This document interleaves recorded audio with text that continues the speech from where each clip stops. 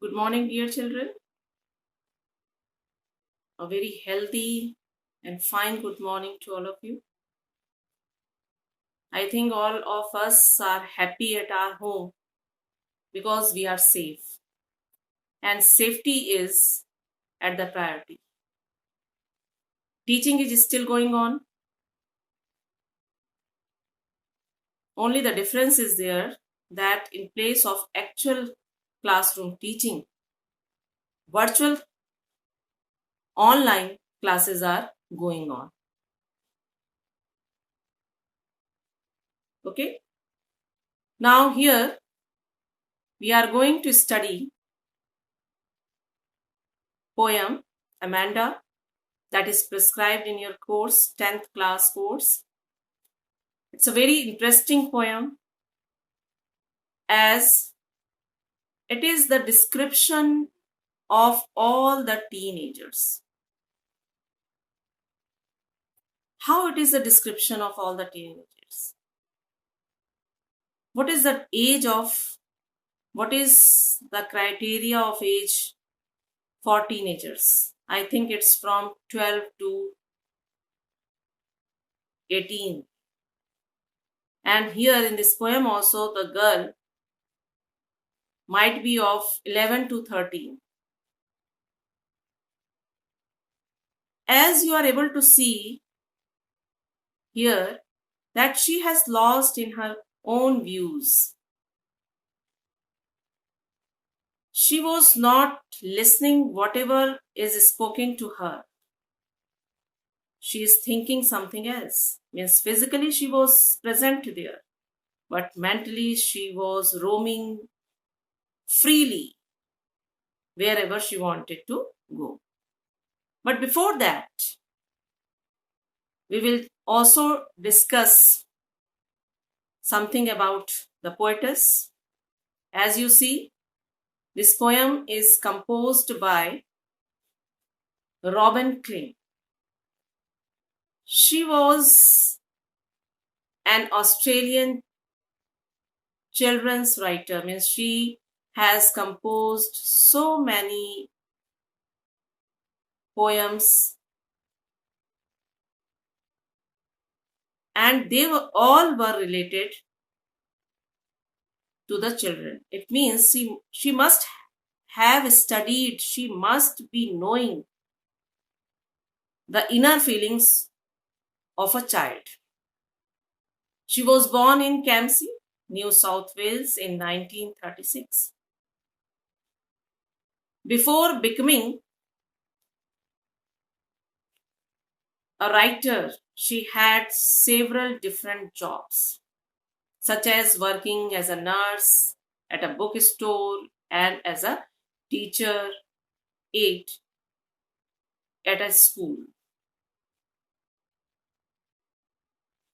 But she got success as a writer, and especially those things which were related with the description of the inner feelings of the children. So this poem, through this poem, we'll also come to know about the inner feeling of teenagers and especially here of a girl who is under the restrictions as well as instructions of her mother. A girl has to listen much in comparison to boys. So now we'll start the poem. Amanda, in this poem, 6 stanzas are there. And this is presented in parenthesis. What is parenthesis?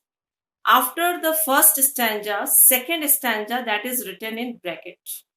And that is the expression of the inner feeling of Amanda. What she was thinking at that moment. She was not listening. She was roaming somewhere. So we will start the poem. Don't bite your nails, Amanda. Don't hunch your shoulders, Amanda. Stop that slouching and sit up straight, Amanda. As we are able to see that so many instructions are given to her, and these instructions are given to her by her mother. First two lines are the order or the command. Don't bite your nails. It is expression of order. Don't hunch your shoulders. What is the meaning of hunch? That is bending. Some children are in the habit of not sitting properly, but they are always sitting with bending their shoulders ahead.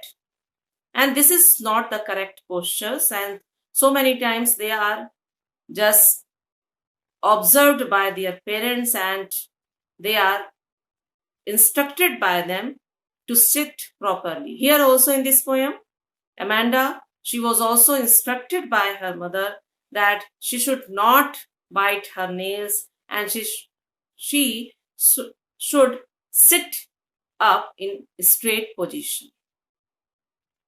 Stop that slouching and sit up straight. Slouching again, sitting in a bending position, drooping down. So the same thing is repeated here, that she should sit in straight position.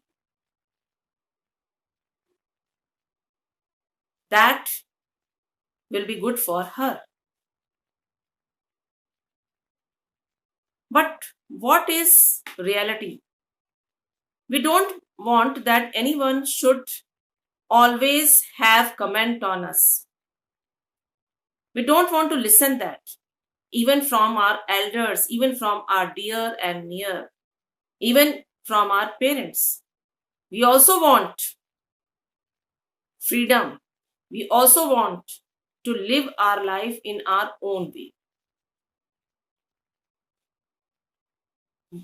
What is the reaction of Amanda after listening all these instructions?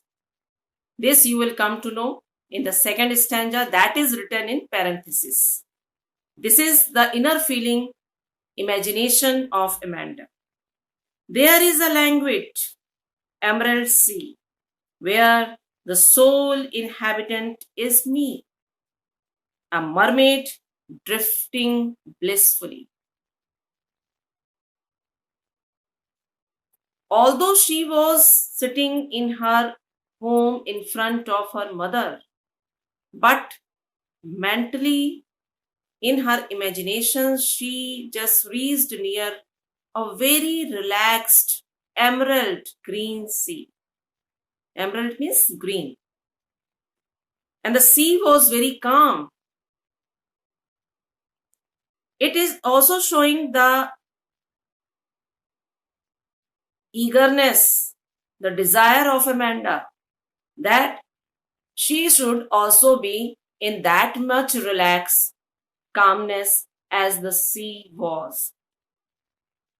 Where the sole inhabitant is me means she would be alone there. She wanted that she should be alone there. No one should be there. She did not want anybody's company there.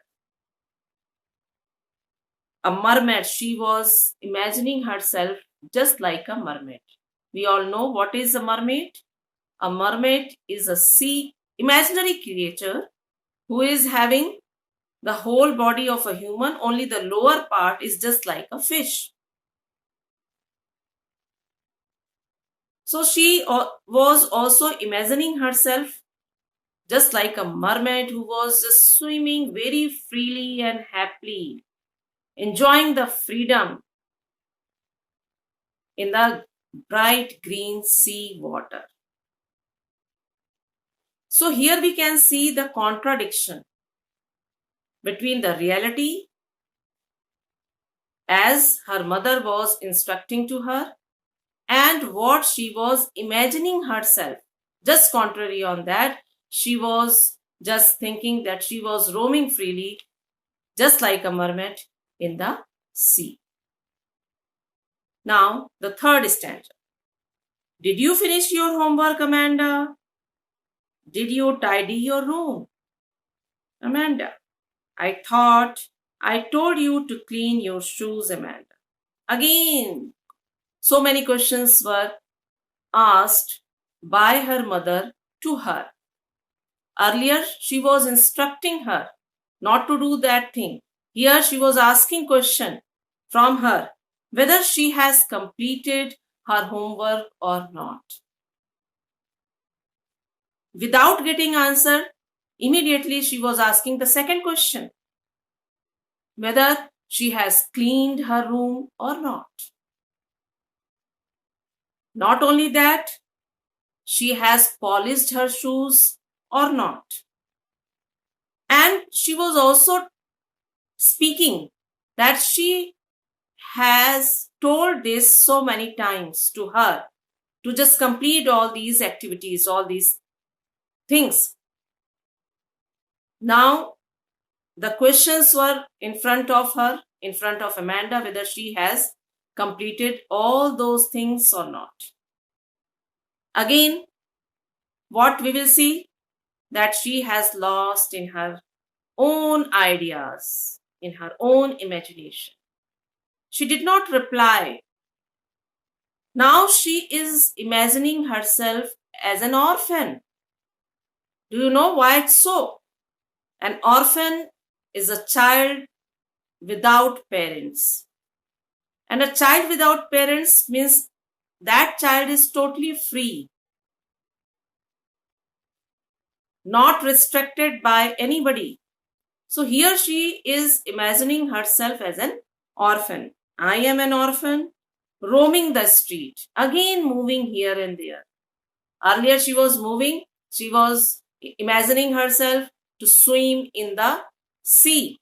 Now here she is imagining herself as roaming in the street, walking here and there aimlessly, just enjoying the freedom in the street. I pattern soft dust with my hushed bare feet. I think you must have observed children who are freely playing in the ground and they are just touching the soil. They are just soiling themselves.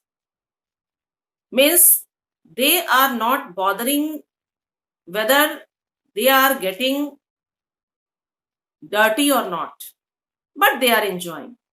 So here Amanda also wants to enjoy her freedom by just making different designs with her slipperless feet. Bare feet means shoesless feet. She was not having any slippers or shoes.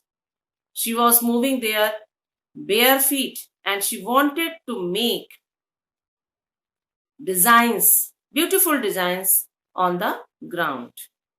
The silence is golden, the freedom is sweet. Here, can you tell which figure of speech is used? Poetic device.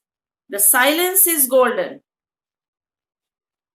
Silence is compared with gold. The freedom is sweet. And the freedom is compared with sweet. I'll ask you later on. Just think over it.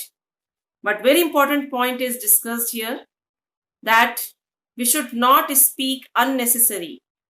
Our silence is very precious for us. In the same way, freedom, that is the most important thing in our life. We have read so many lessons, we have read so many stories, poems related to the importance of freedom. And few days back, you have read the chapter Nelson Mandela, Long Walk to Freedom. In that chapter also, we have read about the struggle of so many people only for getting freedom. So freedom is very important for all of us, and we cannot just lose our freedom at any cost. If you are remembering the poem, The Last Bargain, in class 8th also. In that poem also, the description of a man who wanted to offer his services to someone in exchange of something. And he got 3 offers, but he denied all of them. Because in those offers, his freedom would be curtailed. And at last, he accepted the offer of a child who was playing near the sea with seashells, as he thought that he would enjoy, he would get self satisfaction in the company of that child, and he accepted his offer. So, freedom is very important for all of us. Here also, this poem is also telling the importance of freedom, and therefore, Amanda is lost in different imagination, imagining herself sometimes mermaid, sometimes orphan, as she wants to enjoy freedom in her life. Okay? Now, the third. Don't eat that chocolate, Amanda. Remember your acne, Amanda. Will you please look at me when I am speaking to you, Amanda? I think these types of instructions are often listened by all of you also. When you are just doing anything in excess according to your parents, not according to your own self, because you are not in such an age that you can judge yourself what is right, what is wrong. But your parents are experienced. Here also, the mother is just forbidding Amanda from eating chocolate. Why? We all know that too much sweet or chocolates, they are harmful for us. She was giving the example that she would have acne if she would not stop eating chocolates. Will you please look at me? Means whatever instructions were given by her mother, she was not listening them, as she was not looking towards her mother. We know that she was lost in her imagination. Therefore, she was not paying attention towards her mother. And therefore, this was also instructed by her mother. Will you please look at me when I am speaking to you, Amanda? It is also a bad habit that if someone is speaking something to you and you are neglecting that person, you are not paying attention towards that person also feels irritated or insulted. So we must pay attention, we must look towards that person who is speaking to us. Now here's what she was imagining herself. Again, parenthesis is there. Again, the inner expression of inner feelings of Amanda. What she was imagining here herself. Again, a fairy.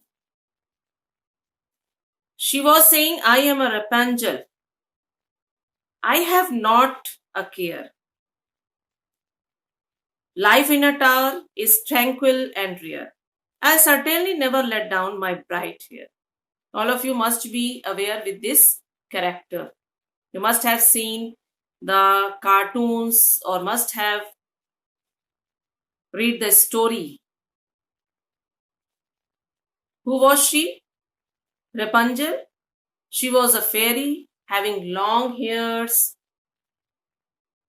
She was living in a castle, in a tower. She was kept there by a witch who used to just climb up the tower with the help of the long, bright, golden hair of this fairy. But here Amanda was thinking that she would live there alone, as she wanted to live in quiet and peace. She did not want the company of anybody, even not her parents, not her mother. And therefore she was saying that she would live there in peace and calm atmosphere. She would never let her hair down so that anyone could climb up the tower. She was not ready for that.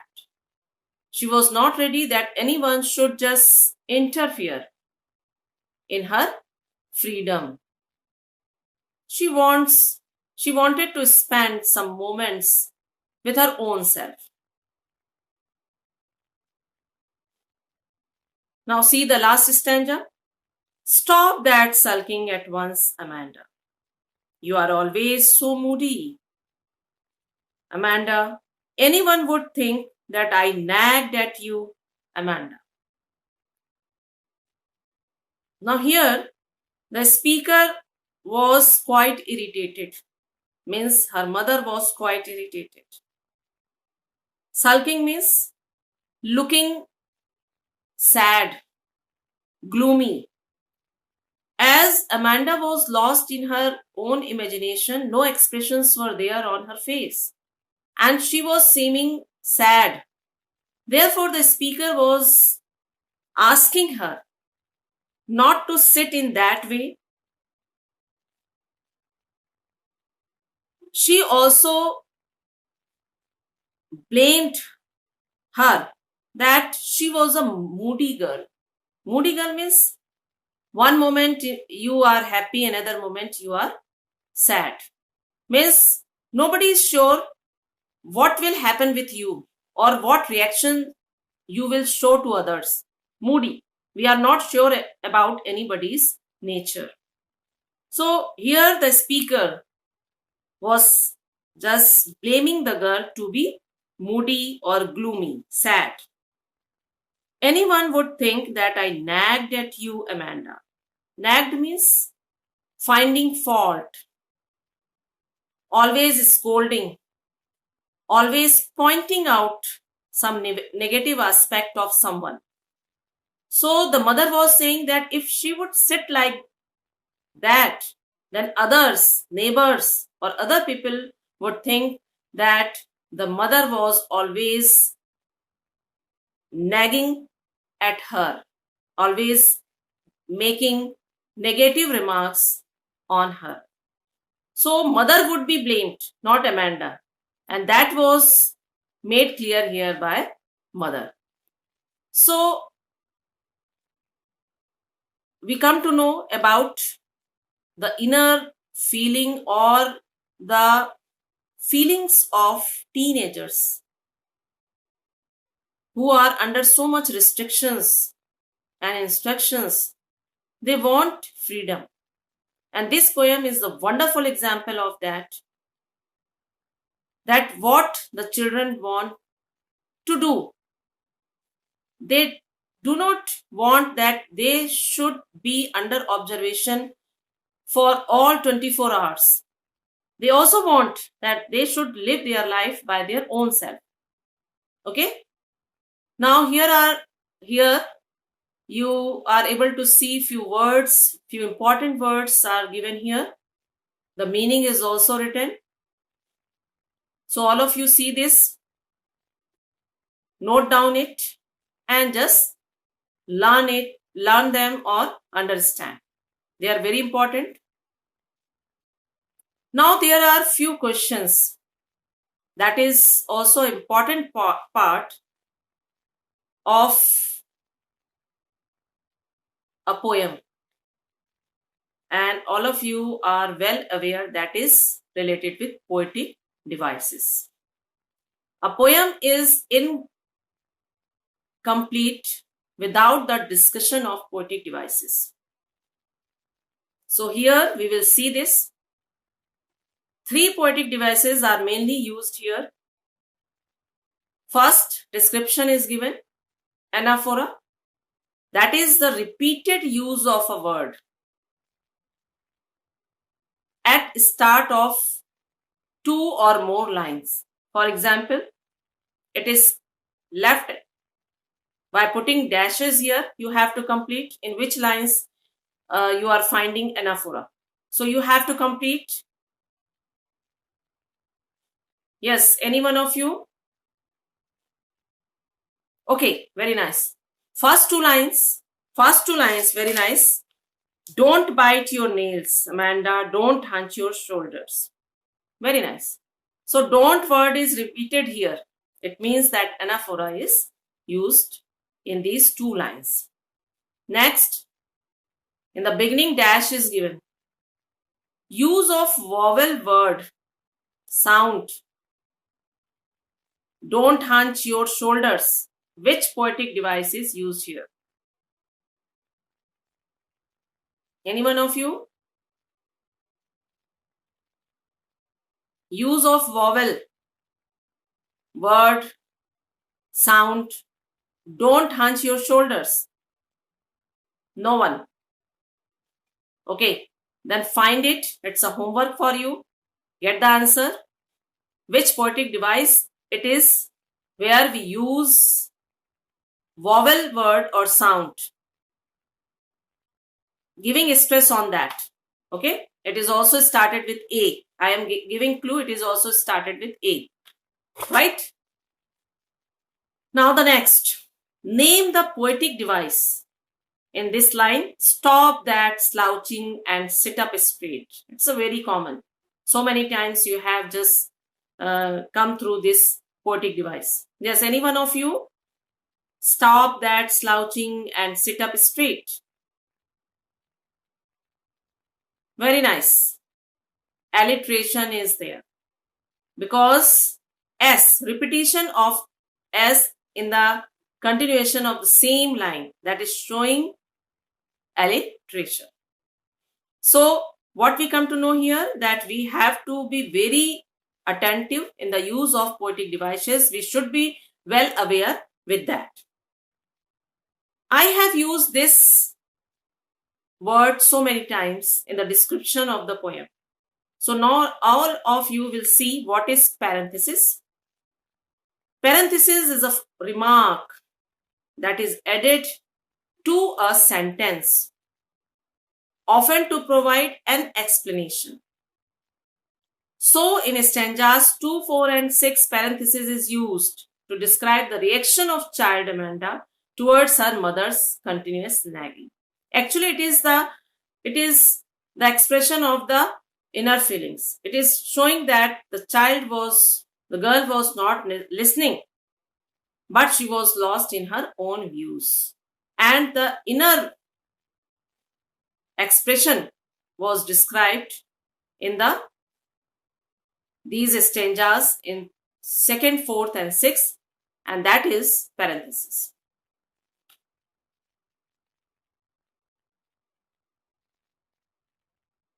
Some questions to be answered by you. First, what does the girl yearn for? What is the meaning of yearn? Yearn means earnest desire. So what does the girl yearn for? All of you must be knowing. The whole poem is related with the freedom. So the girl's intense desire was to get freedom. Okay? The rest of the two questions you have to do by your own self. What does this poem tell you about Amanda? It is a short descriptive answer. In 4-5 lines you have to describe this. As well as, why does Amanda imagine herself to be a mermaid, an orphan or a Rapunzel? There is a great difference among these three. Once she is imagining herself a mermaid, immediately after that she was imagining herself an orphan, and then again a Rapunzel. So why it's so? You have to define it in your own words. So this is your homework. I think the poem must be clear to all of you. But even if any doubt is there, that we will discuss tomorrow. Thank you to all of you.